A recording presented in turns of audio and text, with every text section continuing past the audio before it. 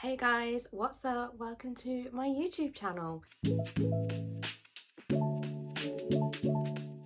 After 3 years on Book Talk, I finally decided to start a YouTube and I'm so excited to be here. If you don't know me, hi, hello, welcome. I am so excited to get started on BookTube and I thought there was no better way to start than by telling you my absolute 6-star god tier books, the ones that I wish I could reread again for the first time. Before we get into it, quick disclaimer that I'm losing my voice, so if you think I sound funny, that's why. I've got quite the stack. The first book that is absolutely god tier, 5 stars for me, is Everything You Ever Wanted by Luiza Sauma.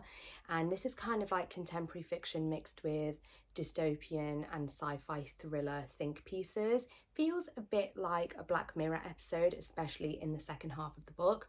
The first half of the book is set in modern day London and our main character is quite corporate, she's a bit despondent, she's suffering with depression.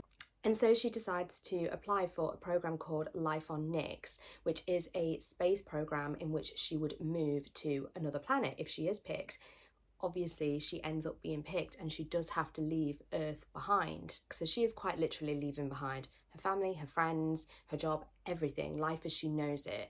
And obviously, there's going to be consequences that come with that. And so the second half of the book gets exceedingly more hectic and frantic until it kind of climaxes in this really explosive, bizarre conclusion. The writing is absolutely beautiful, and I love anything that has a sort of dystopian edge or a space element or makes you question how society could change in the future, and this does exactly that. My second god tier book is The Poppy War.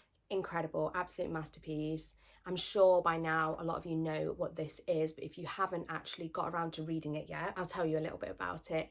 It is historical Chinese fantasy and it just has some of the most harrowing elements I've ever read. But of course this book is also fantasy, so there's a ton of world building and magic and other elements of the story that are not based on real life. We have our main character Rin, who is a dark-skinned peasant girl, and she is not supposed to excel in her society. It's just out of the norm, but one day she does ace a test that is only meant for the most elite students of her age range. This means that she gets into the military academy, and so her journey begins, training at this military, meeting other people who are more privileged than her, more academic than her, and just have had access to things that she hasn't.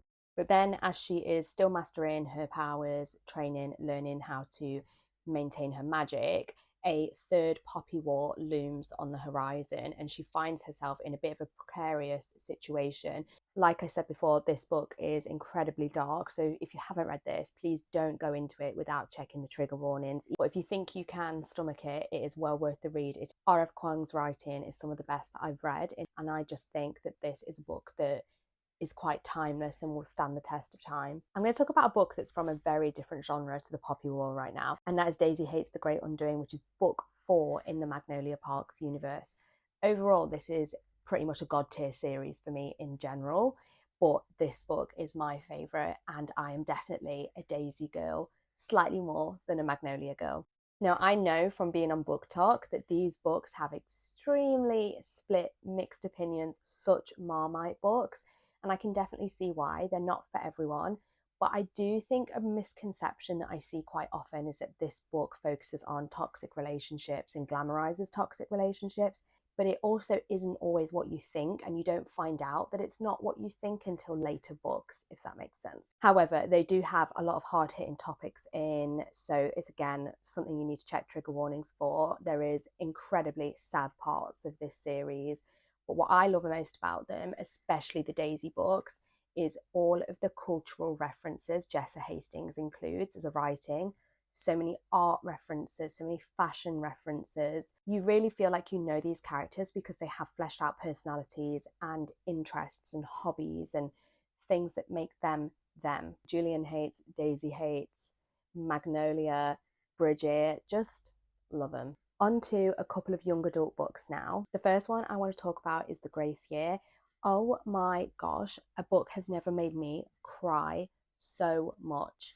This is a young adult dystopian and it's a little bit fantasy-ish as well. I absolutely love this. If you love The Handmaid's Tale, this is a must read. It's about a group of young girls who, when they reach a certain age, they are sent off into what is called the grace year, which is basically them being sent into the wilderness to try and expel this deadly magic they're told they've got. As the story develops, you don't know, along with the main character, if this magic is actually real or not. Is it a particularly original plot? No, it's seen in a lot of kind of feminist dystopian themes, but it is still really well done. And I have to say, for a young adult book, this really packs a punch. There's some really gross bits in places. Very dark, but also very beautiful. Speaks incredibly about sisterhood. The ending just threw me for a loop, like I said, sobbed. Next young adult book is A Study in Drowning by Reid. Stunning copy, by the way. This is for the girlies who love Divine Rivals or even The Secret Garden. It's a very whimsical, eerie, dark academia themed fantasy romance, and it follows our main character, Effie, as she goes to this sinking, mysterious manor that is occupied by the son of a historian and author that she loves. And so she is there to try and help prevent this manor from sinking underwater. What I love about this is the vibes. It's all vibes. Is there a few holes in the world building? Yes. Is there a slight bit of predictability to the plot? Yes, but it's young adult, so I forgive her. Her being the book, by the way. I mean, listen, yes, it has those slight flaws, if you want to call them that, but I love the writing style so much. I love the characterization. The romance is incredible. It is so soft and sweet, and it has yearning. I also just love the setting. It's so eerie, it's so mystical, it's so creepy at times. It's just like a perfect book, and I'm so excited for the sequel now that we know we're getting one. Now I'm going to talk about two books from the same author. This one, which is Spells for Forgetting by Adrienne Young, and also A Sea of Unspoken Things. Both of these were like 6-star reads for me, just like so unique. These books are both hybrids of multiple genres. Spells for Forgetting is probably my favorite, I think, out of Adrienne's books. It's really close. I just love them all. And I think that's because this one reminds me of a few things that I already love. It reminds me a little bit of Twilight because of the setting. They live in a small, foresty, mysterious, eerie town, and it gives me Forks vibes for sure. 2, practical magic based on the magic system and how it is more like ingredient-based witchcraft. And then it also reminds me of Reid, A Study in Drowning, which obviously I love. But aside from that, I think Adrienne has a really incredible writing style. And one of the things that I love most about her is nothing's overdone. These books are all standalones that she writes. They're all like 350 pages or less. It's short, but it's sweet, and I love it. This was my favourite book of 2024, and it is, in fact, a 6-star read, and that's Intermezzo by Sally Rooney, of course. I'm a Sally Rooney stan, but I wasn't sure if I would like this book from the blurb when Faber were first promoting it and it was announced. If I'm honest, it was because it was about 2 men that were brothers, and I just thought I wouldn't have anything to relate to as much with that because I don't have a brother and I'm obviously not a man. But it turns out it's actually very relatable. It's just a very well-rounded exploration of the human psyche and what it means to be alive and modern society. It follows 2 brothers, Ivan and Peter. One thing that I think she deserves so much praise for is how she writes in different writing styles for both of the main characters. At first it was really confusing, but I feel like this book is a slow burn where you have to give it time, you have to let your brain get used to it, you have to let the plot slowly develop. Where Peter's writing style is quite chaotic, you're not really sure what's internal monologue versus what's actually been said out loud. And then Ivan is a little bit more fluid, a little bit more thoughtful, a little bit more descriptive, and it just works really well. The plot itself follows their relationship and their other relationships as they both navigate the loss of their father. And so it does have some grief storylines in that are really well explored. But yeah, absolutely incredible book. Like, cried 3 times reading it. You all need to read this. And if you're not sure about the writing style, definitely check out the audiobook because Sally's audiobooks tend to be really good. Happy Place by Emily Henry is popular for a reason, and I will die on that hill. I bloody love this book. It's about two exes who are sort of unwillingly reunited on a friendship group holiday. Friendship group in general gives me Friends, the TV show. If you like Friends, you need to read this.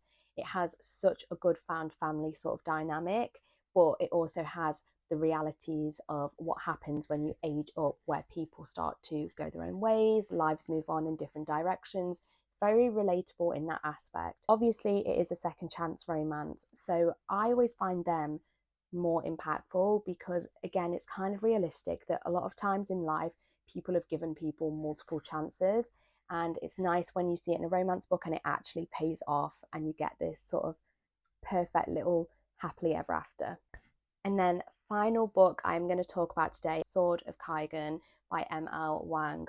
Oh, if you have read The Poppy War and you haven't read Sword of Kaigen, you need to. It is an absolute must read. Again, it is Asian-based military fantasy and it has elemental magic and it focuses on two different POVs, a mother and her son.